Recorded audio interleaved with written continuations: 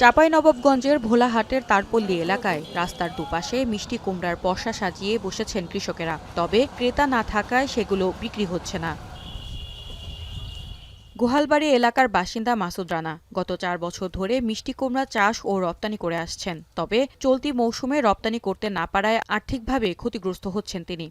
গত বছর যে হালে আমাদের ভোলাহাট থেকে বিদেশ গেছে, এবার মিষ্টি কুমড়াটা কি জন্য বিদেশ যাওয়া হয় না এটা আমরা বুঝতে পারি না।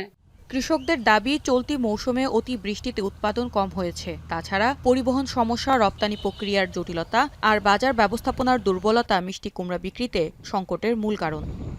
অতিবৃষ্টির জন্য ধরেন কি ফলনটা খুব কমে গেছে। মানে বিঘাতে গেল বছর হয়তো 50-60 মন বিঘে হতো, এবারকে দেখা গেল 20 মন, 30 মন, 25 মন এরকম বিঘে হয়, বুঝছেন। এই হিসাবে লাভবান কম হচ্ছে।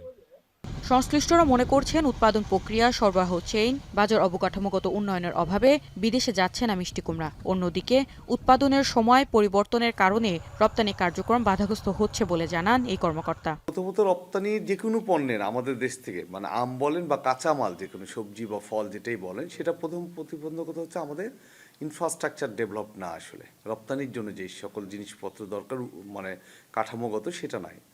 তারা যে মিষ্টি কুমড়াটা ডিমান্ড করে একটু কাঁচা এবং বড় সাইজের মিষ্টি কুমড়া, সেই জাতটি আমাদের এই এলাকায় খুব বেশি চাষ হয় না। এবং যে সময় আমরা এই মিষ্টি কুমড়াটা রপ্তানির সময় ছিল, ওই সময় আমাদের বৃষ্টির কারণে মিষ্টি কুমড়া ক্ষতিগ্রস্ত হয়েছে, যার ফলে এই বছর তারা রপ্তানি করতে পারেনি। ভোলাহাট উপজেলায় এবার মিষ্টি কুমড়া উৎপাদনের লক্ষ্যমাত্রা ধরা হয়েছে প্রায় 50,000 মেট্রিক টন, যার বাজার দর প্রায় 100 কোটি টাকা।